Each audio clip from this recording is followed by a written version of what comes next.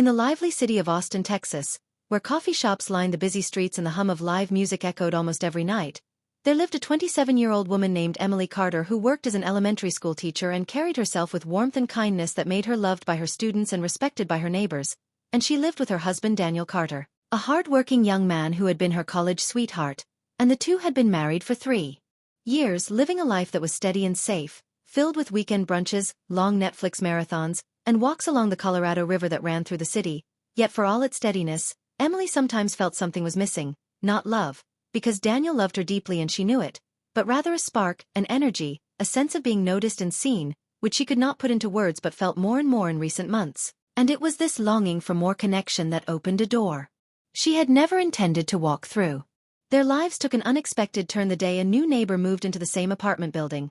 A man named Mark Sullivan, a 34-year-old graphic designer originally from Chicago who had moved to Austin for work and carried himself with a kind of quiet confidence that made him approachable but also intriguing. And it wasn't long before Emily struck up a friendly conversation with him in the lobby one evening when she was coming home with groceries and he was checking his mail, and during that brief exchange she discovered that Mark was an amateur guitarist who had spent much of his 20s playing in local bands before settling into his design career. And though Emily had never learned an instrument, she had always admired music from afar, so almost impulsively she asked if he might be willing to give her a few guitar lessons, not thinking much of it beyond wanting to learn something new. And when she mentioned it later to Daniel, he didn't object, telling her it sounded fun and harmless, especially since he was consumed by a big project at work that demanded long hours and left him too drained in the evenings to do much more than eat and fall asleep. What started as an innocent hobby soon became a regular rhythm in Emily's life, as every week she found herself walking 2 doors down to Mark's apartment with a borrowed guitar in hand, where Mark patiently showed her basic chords, finger placements, and strumming patterns, encouraging her when she fumbled and laughing along with her mistakes, and Emily, who had always been self-conscious about trying new skills, felt surprisingly comfortable in his presence. For Mark had a way of putting people at ease, and the sound of music slowly filling her evenings felt like breathing fresh air after weeks of monotony. Yet as the lessons stretched from weeks into months, Emily began to realize that her excitement was not just about learning music, because she found herself looking forward to seeing Mark in a way that unsettled her, noticing how her heart lifted when he smiled at her progress, or how she lingered on the stories he told about his old band days in Chicago, and she began to sense that she was stepping across an invisible line, though she hadn't technically done anything wrong, because Daniel still trusted her fully, but inside her heart was beginning to lean in a direction it shouldn't. The lessons grew longer, not because of the guitar but because of the conversations, and soon Emily found herself sharing with Mark more than just questions about music, telling him about her childhood, her insecurities as a teacher, and even her struggles to feel noticed at home,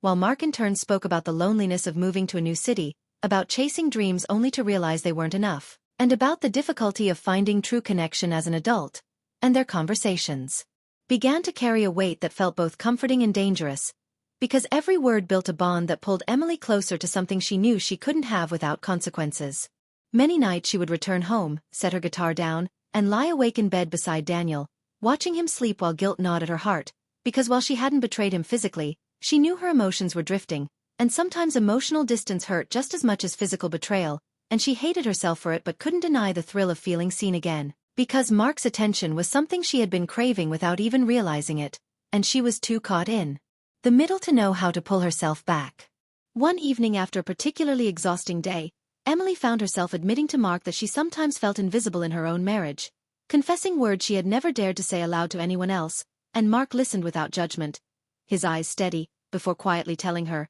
"You deserve to feel seen," and those words hit her harder than any chord progression, lingering in her mind long after she left his apartment, and she carried them like a secret message that she replayed over and over until she realized that this was the moment she had gone too far, not in action but in emotion, because she was no longer simply a student learning an instrument but a woman finding refuge in another man's validation, and she knew it wasn't fair to Daniel or to herself. For several days she avoided Mark's messages, feeling torn between the longing to continue and the guilt that told her to stop, and she struggled to even pick up the guitar, because it no longer felt like a simple instrument but a symbol of everything she was risking, until finally one Saturday morning she decided to face the truth, walked down the hallway to Mark's door with the guitar in hand, and told him they needed to stop the lessons, her voice trembling but her resolve clear, and Mark didn't fight it, didn't plead with her, but simply nodded as though he had known all along this day would come, and he told her softly, "Take care of your marriage. Don't lose something real over something uncertain," and his words, gentle as they were,